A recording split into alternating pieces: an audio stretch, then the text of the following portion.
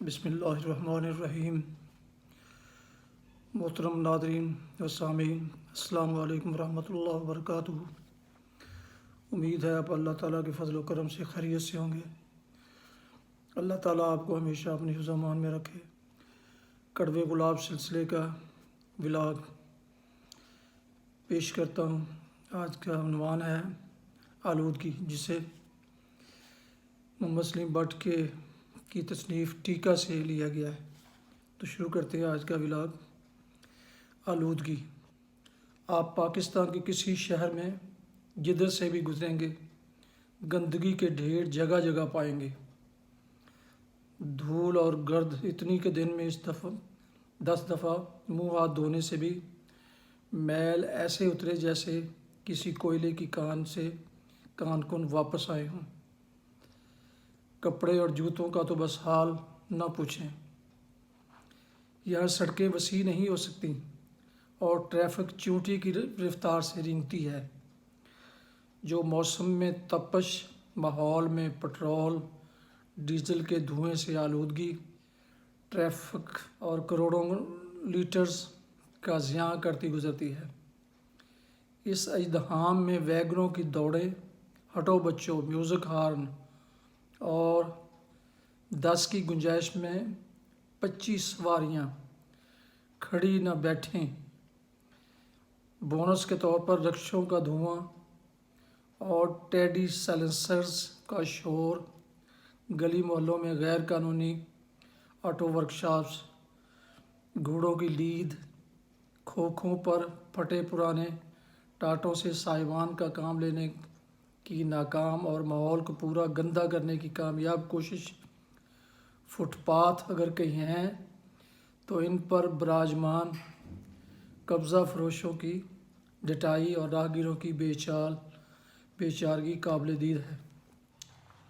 ان سب امراض کا علاج شرح پیدائش کو ملحوظ خاطر رکھتے ہوئے بہت پہلے ہو جانا چاہیے تھا، لیکن لوٹ کھسوٹ اور چھینا جھپٹی کے دور میں جہاں ہر طرف نفسا نفسی کا عالم ہو، وہاں کس کے پاس ان فضول چیزوں کے لیے وقت ہے؟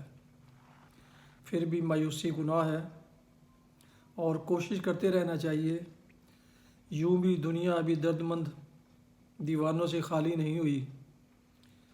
ان متذکرہ قومی امراض کا چھوٹے پیمانے پر ایک کم خرچ اور بالانشین علاج موجود ہے، بشرطے کہ عملی خدمت اور عوام کے مسائل کا مداوع کرنے کی خواہش موجود ہو۔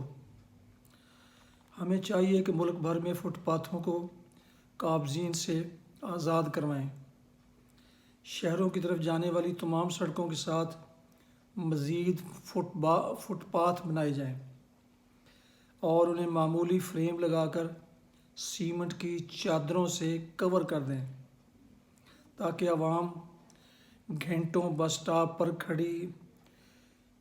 کڑی دھوپ میں کھڑے رہ کر بسوں کا انتظار کرنے کی بجائے سائے میں میل 2 میل پیدل چل کر اپنی منزلوں پر پہنچ جائیں۔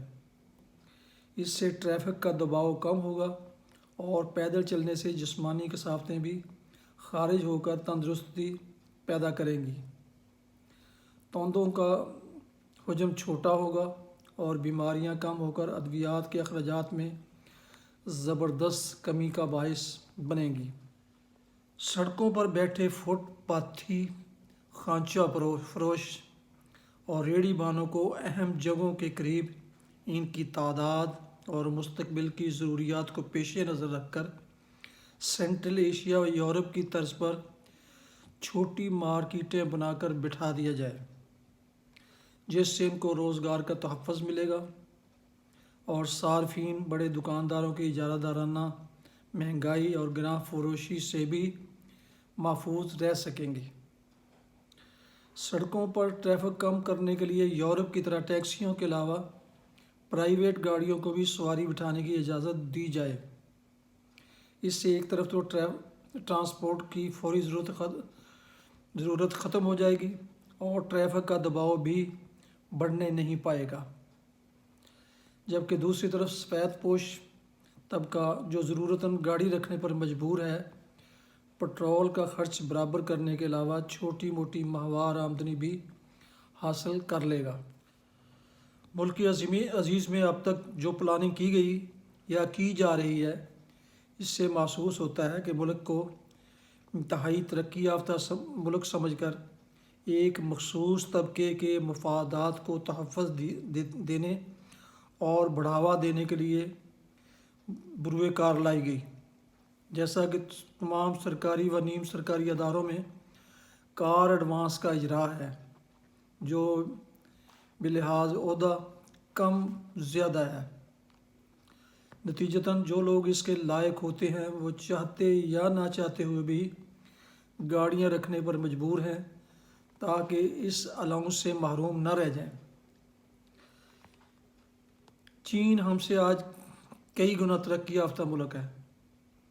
وہاں کے حکام کی خوبصورت اور مفید منصوبہ بندی کی وجہ سے وہ نہ صرف مزید ترقی سے ہمکنار ہو رہا ہے، بلکہ اس نے آبادی پر بالکل روک لگانے کی بجائے اس سے کم کیا ہے۔